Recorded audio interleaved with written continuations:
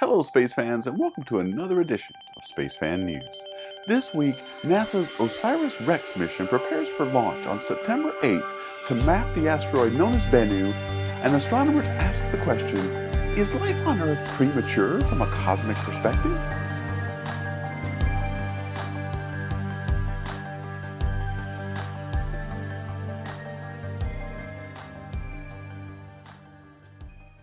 On September 8, 2016, just a few short weeks from now, NASA will launch the OSIRIS-Rex mission, destined to rendezvous with, study, and return a sample of an asteroid. The asteroid in question is called Bennu, named after the mythical Egyptian bird by Michael Puzio, a third grader from North Carolina. Bennu was discovered in 1999 by the Lincoln Near-Earth Asteroid Research Project, or LINEAR. Since its discovery in 1999, Bennu has been very interesting to NASA and astronomers who study NEOs, or near-Earth objects. It has a mean diameter of approximately 492 meters, which is about 1,600 feet, and has been observed extensively with the Arecibo Observatory Planetary Radar and the Goldstone Deep Space Network. It's interesting because there's a chance Bennu will hit us. On average, an asteroid with a diameter of 500 meters, like this one, can be expected to impact Earth about every 130,000 years or so. When it was first discovered, the first thing they did was get detailed radio and radar observations, and early observations from a study published in 2010 predicted a series of 8 potential Earth impacts by Bennu between 2169 and 2199. Now I know that's a long way away, and even though the first observations were new and relatively poor, it was quickly found that there was only a 0.071% chance for all 8 encounters. Now that's really tiny, but it's not zero. What's more, any asteroid can be deflected by something called the Yarkovsky effect, which describes how radiation and thermal heating of an asteroid can affect and change its orbit. To find out how the Yarkovsky effect would change the asteroid's orbit, if at all, in a way that would affect Earth, they obtained detailed radar observations in 1999, 2005, and 2011, and got an estimate of the Yarkovsky acceleration, and then they revised the impact assessment. So the punchline is, as of 2014, the best estimate of the impact probability is only 0.037% in the years between 2175 and 2196. Now for those keeping score, this corresponds to a score on the Palermo Scale of -1.7. The Palermo Scale is used by astronomers to rate the potential impact of a near-Earth object, and anything between -2 and 0 means we need to watch things very carefully. Which brings us to OSIRIS-Rex, a mission that NASA is launching in a few weeks to go out there and take a really close look at Bennu. OSIRIS-Rex stands for the Origin Spectral Interpretation Resource Identification No, forget about it. This is one of the worst acronyms, I gotta say. Just go look it up. The spacecraft will launch on September 8th, get to Bennu in 2018, pick up 2.1 ounces of material from the surface, and return the sample back to Earth in 2023. Now, while it's there, it will be providing very detailed 3D maps of the asteroid, along with providing us with precise information about its characteristics, so we can better understand these class of asteroids. Now, one of the biggest instruments on board is the OSIRIS-Rex Laser Altimeter, or OLA, which was provided by the Canadian Space Agency and will be used to create 3-dimensional global topographic maps of Bennu, as well as local maps of candidate sample size to help them zero in on where they should collect a sample from. And there's also the OSIRIS-Rex camera suite, which includes the MapCam, which is a camera that will map the surface of an asteroid in 4 colors, the Polycam, an 8-inch or 20-centimeter telescope that will be the first to image the asteroid from 1.2 million miles or 2 million kilometers away, and also provide high-resolution microscope-like images of the surface. There's the SAMCAM, which is a camera that will image as fast as 1.6 seconds the act of getting the sample from the asteroid, and it will examine the collector, the sample collector, and verify that it successfully completed acquisition. There are also 2 spectrometers. One will be used to measure the distance between the spacecraft and Bennu's surface and map the shape of the asteroid, and the other will look at the emission properties of the asteroid. But one of the big things the mission will do is create 3D maps.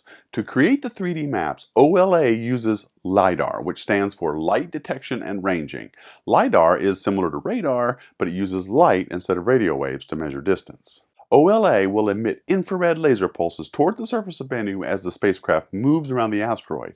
The laser pulses reflect back from the surface to a detector, and the team will then measure the time difference between outgoing and incoming pulses to calculate the distance between the spacecraft and Bennu. The three-dimensional maps will also give a geologic context to the return asteroid sample, helping them see where they got it from. Just as geologists on Earth document where they collect their samples in the field on topographic maps, OLA will allow the science team to take their measurements and observations of the collected sample and apply them to their broader underlying understanding of Bennu. OLA will also allow the science team to study how regolith, or loose surface material, behaves in a microgravity environment. Scientists have done similar studies on the Moon and Mars, but unlike Bennu, these bodies have a relatively high gravity. And astronomers want to know what happens on asteroids when you turn the gravity dial all the way down.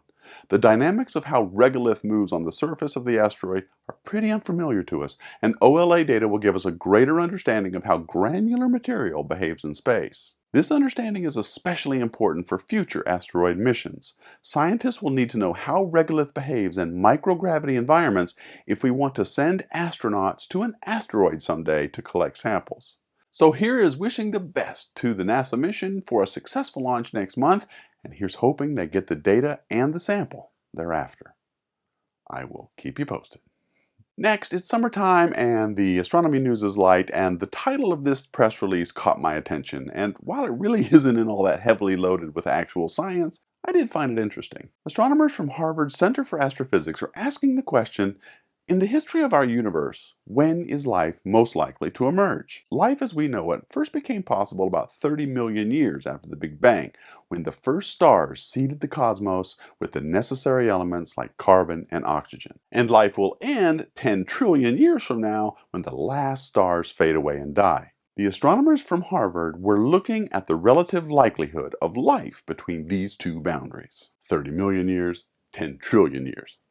Kind of a big gap there. So it turns out that the dominant factor in estimating when life should emerge in the universe is the lifetimes of stars. The higher a star's mass, the shorter its lifetime. So making some reasonable assumptions, it's likely that the stars larger than about 3 times the sun's mass will die before life has a chance to evolve. Conversely, the smallest stars weigh less than 10% as much as the sun. These are the so-called red dwarf stars I've told you about many times. They will glow for 10 trillion years, giving life ample time to emerge on any planets they host. This means the probability of life grows over time. In fact, chances of life are 1,000 times higher in the distant future than now. So then you may well ask, well, why aren't we living in the future then next to a low-mass star? And one possibility they're saying is we're premature. Another possibility is that the environment around a low-mass star is hazardous to life. Although they're low mass, red dwarf stars live for a long time, but they also pose a set of their own problems for life. When they're young, they emit strong flares and harmful ultraviolet radiation that could strip the atmosphere from any rocky world in the habitable zone.